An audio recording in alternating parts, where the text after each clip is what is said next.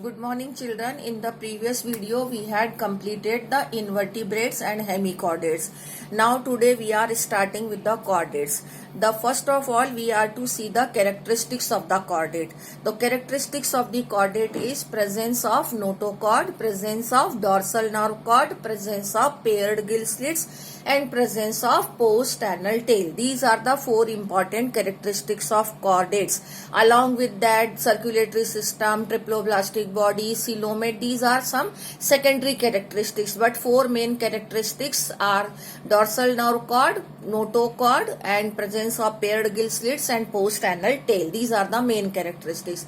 Now we are to differentiate the chordates from the invertebrates. I am sending the notes of everything also. First you listen. Chordates can be differentiated from the invertebrates on the basis of its four main characteristics only. Notochord is present in the chordates, absent in the invertebrate. Dorsal nerve cord is present in the chordate, invertebrates it is ventral nerve cord.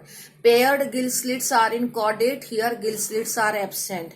And post-anal tail is present in chordates, in invertebrates it is absent. And heart also. In chordates the heart is ventral, but in invertebrates heart is dorsal. These are the five main difference points of chordates and invertebrates. Now we are shifting to the division of the chordates.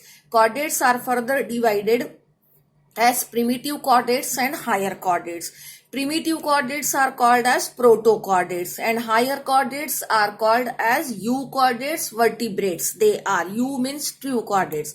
But first of all we are to take about the protochordates यानी कि primitive chordates. तो primitive chordates are further divided as urochordates and cephalochordates and this division is mainly based on the notochord and vertebral column only.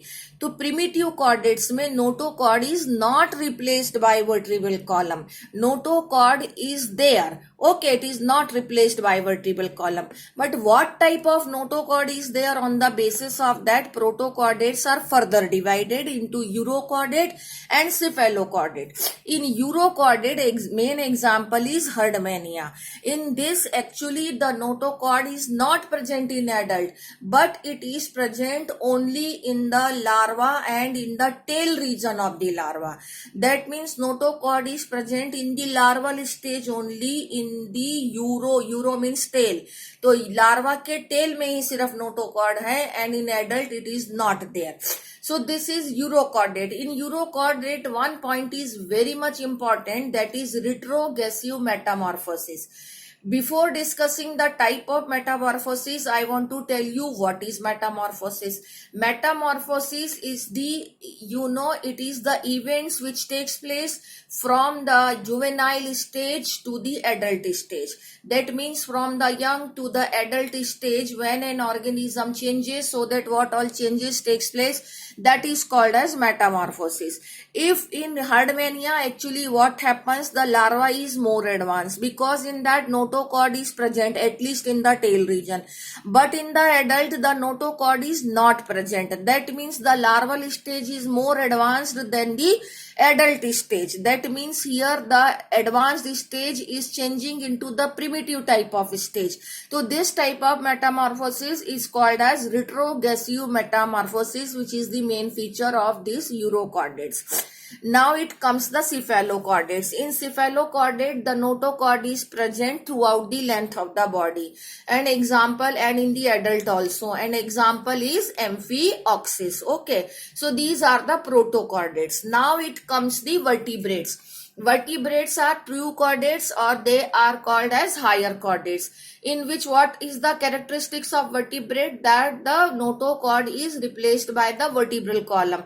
But the endoskeleton can be cartilaginous or can be bony. That means the endoskeleton, if it is vertebral column, is formed when the skeleton is bony. If it is cartilaginous, then there is no vertebral column will be formed. Now these vertebrates are further divided into agnatha and gnathostomata. I am sending the notes of everything. Agnatha means the jaws are absent. Okay, in this only one class is there, that is cyclostomata. In this class, the suctorial mouth are there. They are ectoparasite and these are fish-like only, but they get attachment over the body of the fishes, and when the host fish swim, so these Petramyzon, example of cyclostomata is Petramyzon. They are commonly called as hagfishes. They also swim along with the main fish, or you can say the host fish, and they have the suctorial mouth. This is their main feature. And other feature also there, but I am not there, those I am showing you in the notes only. One more important feature of this class is there ki they are marine actually, but for spawning, that means for egg laying, they visit to the fresh water. When the river and ocean or these sea get mixed, so when these animal may move from the ocean to the fresh water, that means in river water. In river water they spawn, and then after their eggs, then the larva is formed, and the larva, then the adult animal dies, and larva then after changing or modifying, now it moves from the fresh water to the marine water. So that way life cycle completes from the marine to the fresh water and fresh water to the marine water. This is one of the important characteristics of these Lampreys Petramyzon. They have suctorial mouth and ectoparasite. Okay.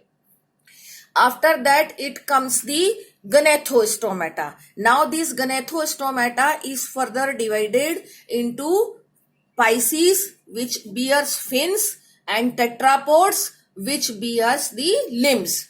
So Pisces are further divided into cartilaginous fishes and bony fishes, chondrichthyes and ostrichthyes. And tetrapods are amphibian, reptiles and mammalia. That I am going to tell you in the next video. Thank you.